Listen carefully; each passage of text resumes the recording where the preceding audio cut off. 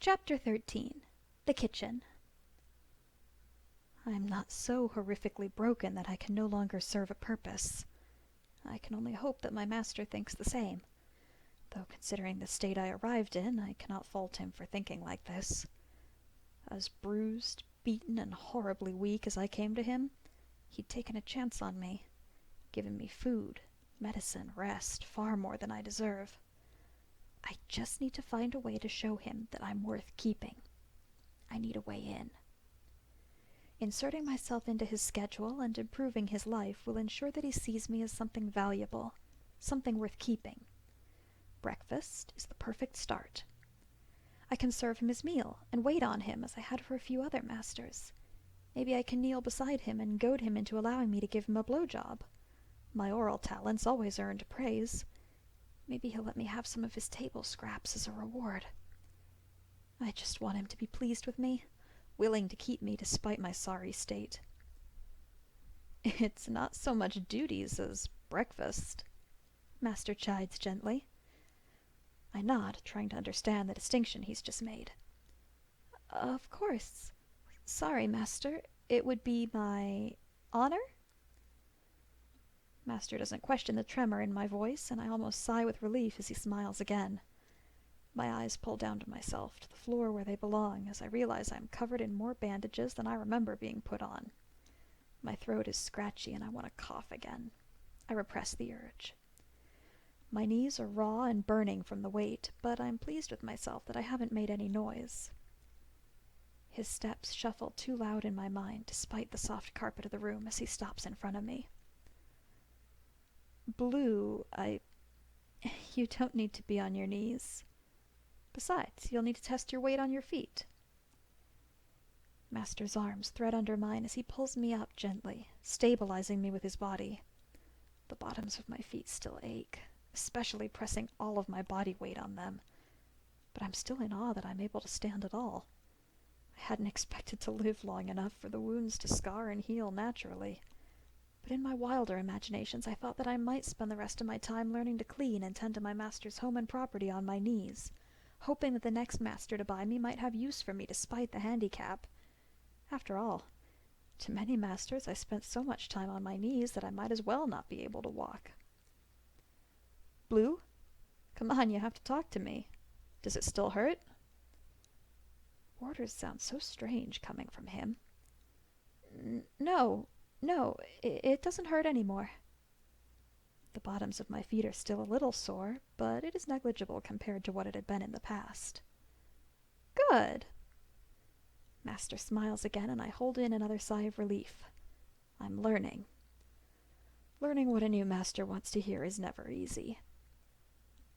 I want you to walk normally today and make sure that your feet are really okay. If it starts to hurt, sit down and tell me, all right? I nod along with this, unsure really what to make of the order. Unsure if it will get me into trouble to speak, or if I will be more trouble to keep it to myself. Master steps away from me and gestures for me to follow behind him. It takes everything I have not to fall to my knees. I stay on my feet, instinct screaming that this is a trap, but I can't bring myself to disobey the order I've been given. He leads me to a pristine kitchen that seems well used despite being entirely clean and free of clutter. Master takes up a few bowls and pans before grabbing a board and motioning with his knife, pointing me over to the table with a soft order to sit. I take the loosely veiled threat for what it is and head over to the table. For a moment I panic. Where is Master's seat? Which chair do I kneel beside? In a split second I registered that it is fairly obvious that my master would sit at the head of the table, especially in his own home. With one side significantly further than the other, the choice is clear. It was a fairly simple puzzle, but a puzzle nonetheless. Master wants to see if his pet is smart, if I can pick up on his wants and needs without explicit orders being given. I kneel by his chair and let out a small breath as I relish the way the weight is off my bruised knees when I sit on my heels. My tail curls around me softly, just trying to take up less room, taking in the comfort of the warm kitchen and the light pouring in from the window. Blue?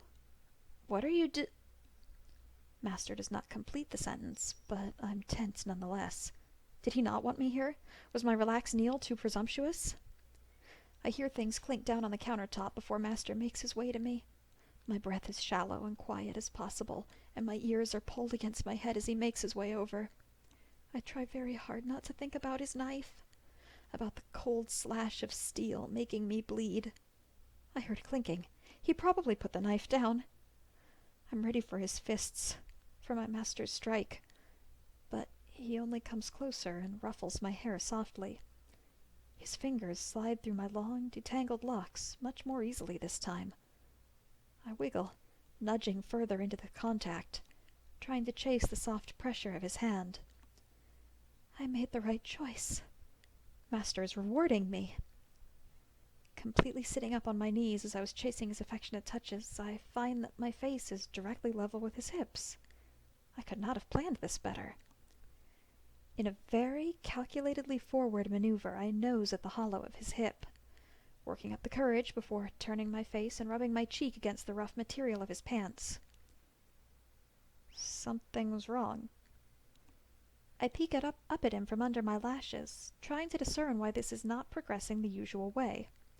The daring and completely improper move showing my confusion. Master's face is not one of lust or even one of encouragement and excitement as I had expected. He shows confusion that a man of his position really should not have. I take a deep breath to steady myself. Maybe he wants to see my skills without the direction of his orders. Some have ordered this before.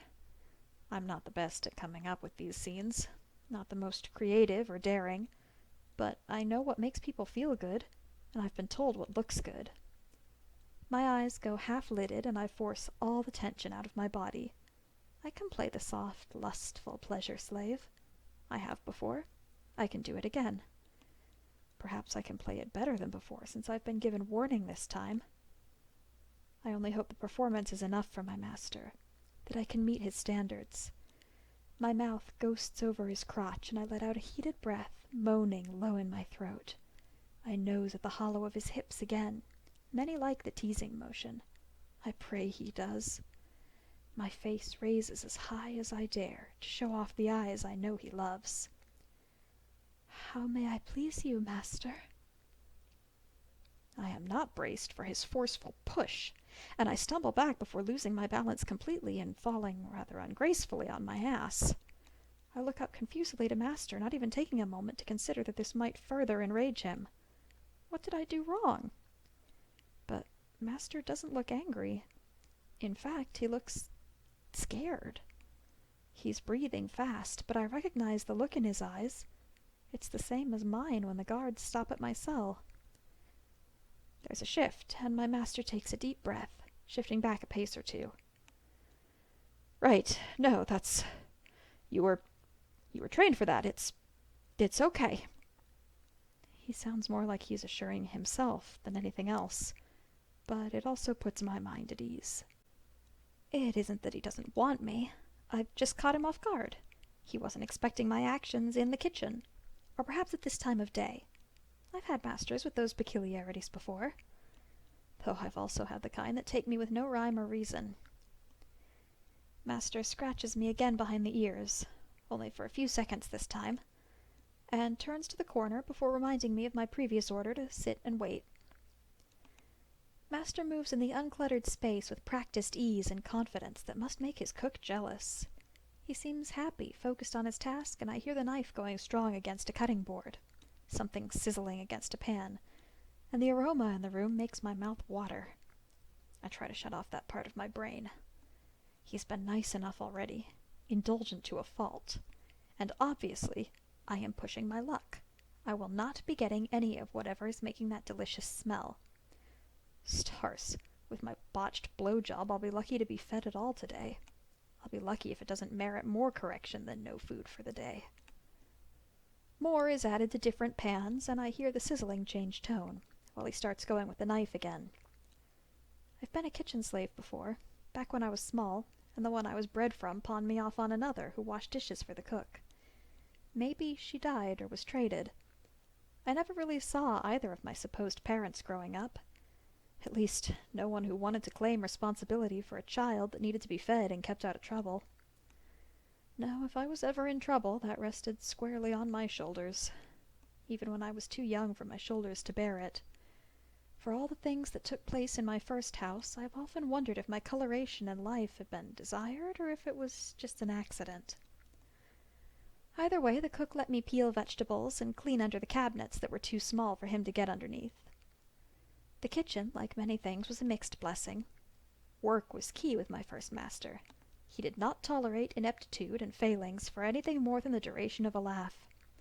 Working saw that I had value in the house. Not much, and easily replaceable, but value and a place to stay. For being a child, with no one to ask for help, no guardian to help me, I earned my rations and bed alone. Assisting the chef meant that I got to be around food, but it was all for master and his guests and family. I had watched many hungry, desperate people steal and be found out. It never ended pretty. So many that I learned the rules better than anyone else in the house. I took what was given, and I was grateful for it, no matter what. Chef made sure I was useful in a way most kits aren't. He made sure people knew that I did my part. They didn't have any reason to tie me in a bag and toss me out into the lake, like the litter mates that prove useless.